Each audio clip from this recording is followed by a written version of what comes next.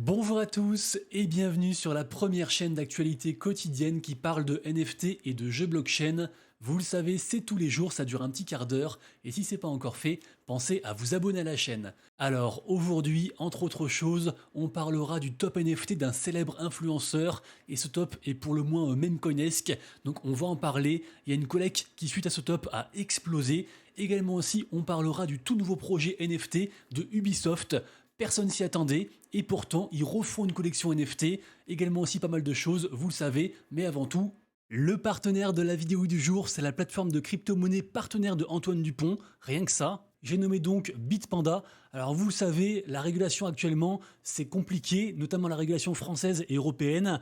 Ça rigole pas en fait, tout simplement. On se rappelle bien sûr de l'affaire avec Bybit qui a refusé donc tous les Français dernièrement. Du coup, c'est très important d'utiliser des plateformes, des prestataires de services pour les cryptos qui sont ce qu'on appelle enregistrés PSAN, donc conformes à la régulation française. Et c'est évidemment le cas de Bitpanda. Alors moi, ce que je pense, c'est que dans une optique de diversification, pour pas mettre tous ses œufs dans le même panier, genre sur Binance ou autre, ça peut être pas mal de s'intéresser à Bitpanda. Je le précise tout de même, bien sûr, vous le savez, ce n'est en rien un conseil en investissement et je vous invite bien sûr à faire vos propres recherches. Vous retrouverez bien sûr le lien officiel de Bitpanda en description et en commentaire épinglé. Sachez aussi qu'actuellement, il y a un bonus de 50 € à débloquer, sans frais de dépôt et de retrait. Donc ça forcément, ça fait plaisir.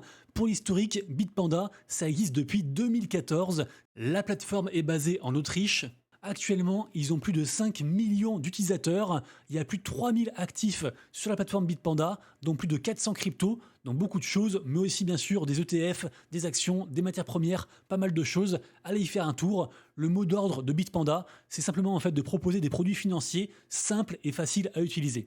En plus de ça, vous avez un rendement de 3,5% sur vos euros non investis et qui restent sur la plateforme. Donc ça, c'est plutôt cool aussi. Vous retrouverez bien sûr sur Bitpanda tous les outils classiques pour l'achat et la revente de vos cryptos, plus certains entre guillemets outils exclusifs. C'est le cas par exemple de leur feature qui s'appelle Limit Order qui permet entre autres d'automatiser ces stop loss et de mettre en place un autopilotage pour vos cryptos. Je vous le redis, plateforme de crypto-monnaie PSAN, aucun frais de dépôt, 50 € de bonus, on peut se lancer en quelques minutes, donc pourquoi pas l'essayer, lien en description. Ensuite, et comme à l'accoutumée, le petit récap très rapide du marché NFT.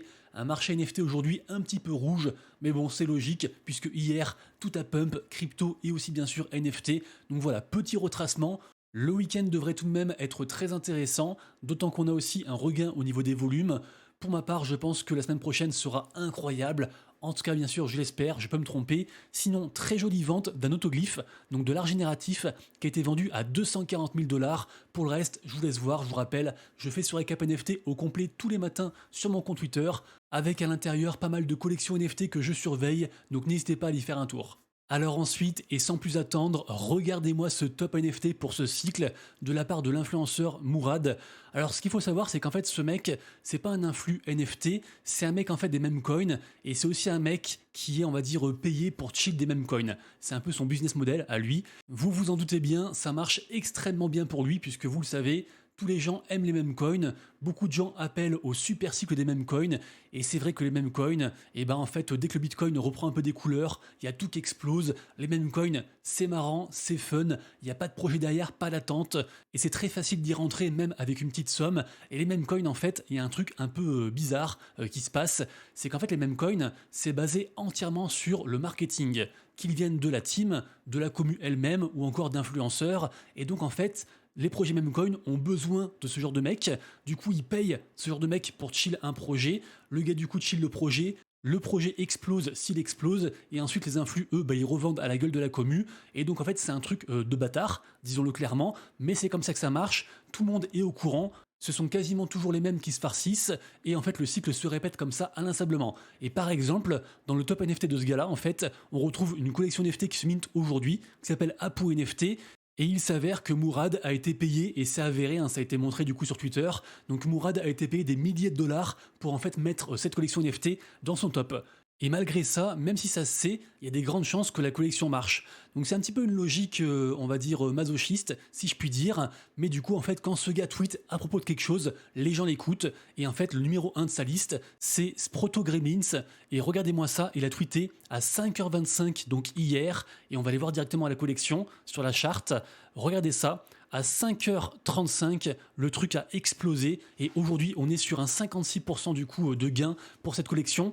Une collection avec strictement aucun projet derrière. En fait, c'est la collection qui est affiliée, enfin qui est associée à un même coin qui s'appelle le Harry Potter Obama Sonic 10 Inu et qui a pour ticker Bitcoin et qui est sur un plus 25% aujourd'hui.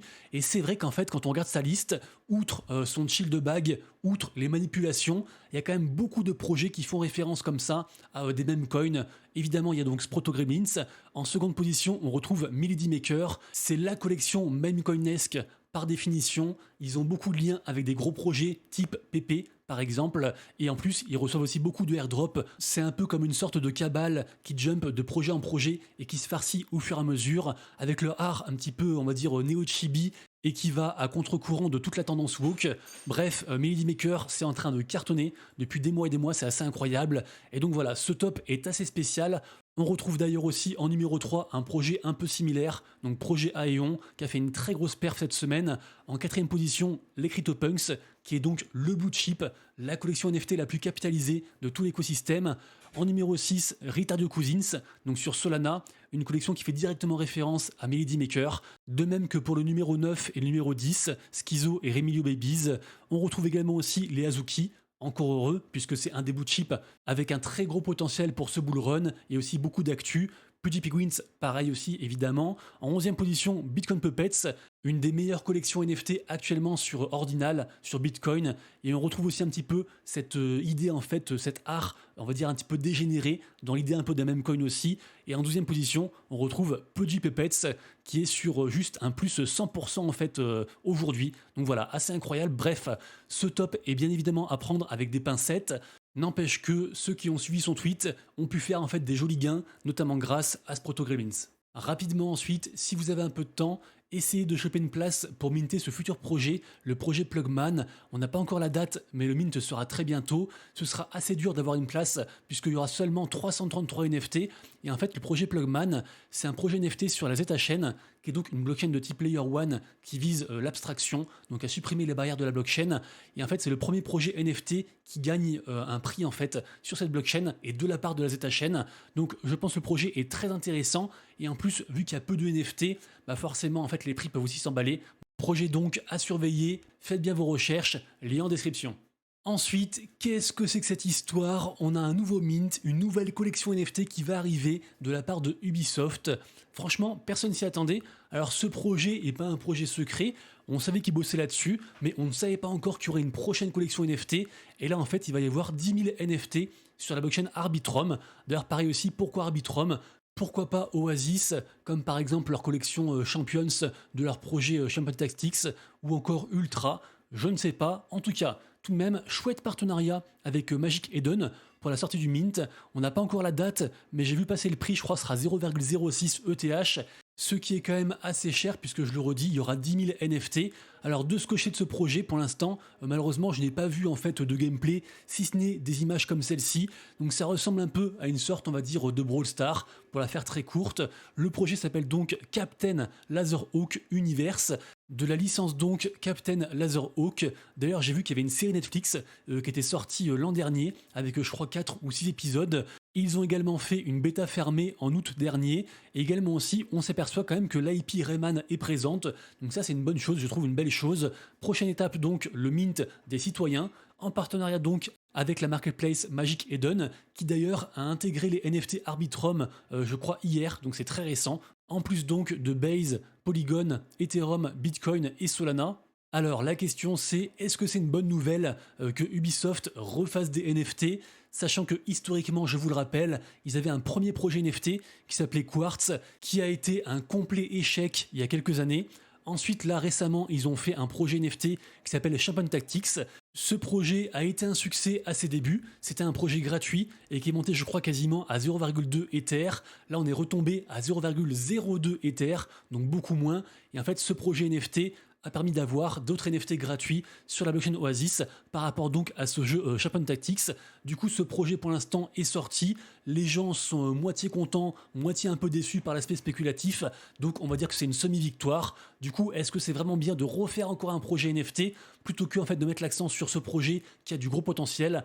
Je ne sais pas, mais je vous le rappelle, j'en ai parlé il y a environ 2 semaines. Ubisoft est clairement dans la sauce. Les actions Ubisoft se sont écroulées. Beaucoup de gens en fait pensent que Ubisoft va être racheté par Tencent, par le géant Tencent. D'ailleurs, c'est vraiment dans les dans les tuyaux actuellement. Donc on verra où ça va, mais pour l'instant Ubisoft, ils ont beaucoup déçu avec aussi bien sûr leur jeu Web 2 Star Wars Outlaw qui était horrible. Peut-être que Assassin's Creed Shadows, qui va arriver très bientôt, va relever le niveau, mais il y a déjà beaucoup de critiques, notamment sur le gameplay et sur l'aspect, on va dire aussi woke du projet. Donc à voir, pour l'instant, Ubisoft est clairement dans la sauce. De là à dire que le projet Captain Laserhawk sera un succès ou un échec, c'est compliqué à l'avance. Dans tous les cas, ça reste un projet à surveiller. Parlons ensuite du airdrop de Xterio. Il arrive très bientôt. On n'a pas encore la date, mais enfin ça y est, on a le leaderboard par rapport à tous les points qu'on a gagnés sur les différentes campagnes. Sachez aussi qu'il y a encore des campagnes qui sont actuelles sur leur projet, par exemple Age of Dino, actuellement. Également aussi, il est encore temps d'acheter leur NFT pour gagner des points en plus, notamment leur collection principale, donc qui s'appelle Overworld, du nom de leur jeu principal Incarna, avec un floor price, un prix plancher à 0,49 Ether, sachant que moi pour l'instant j'ai vu pas mal de bugs. En effet, perso j'ai 23 points, alors que pourtant j'ai quand même fait pas mal de choses. Je sais que les points liés à nos NFT ne sont pas encore comptabilisés, mais franchement si ça reste comme ça me ferait chier, parce que je le rappelle, Xterio, c'est vraiment un très gros studio qui a plusieurs jeux à son actif.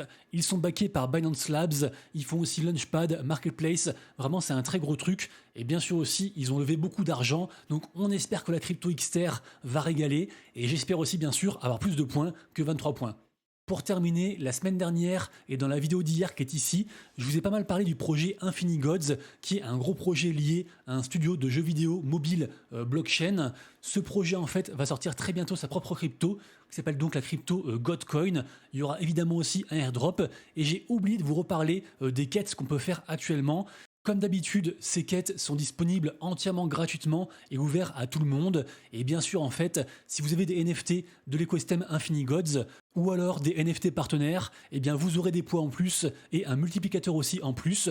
La collection principale étant celle-ci, qui est quand même sur un plus 27% aujourd'hui, un floor price à 0,26.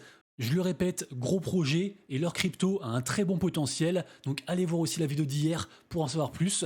J'espère que vous avez apprécié la vidéo du jour. Si c'est le cas, pensez à vous abonner et à liker la vidéo. Je vous souhaite un excellent week-end et nous on se retrouve donc dès lundi. Et d'ici là, prenez soin de vous, de vos proches et de vos wallets. C'était Monsieur Rabbit. Ciao.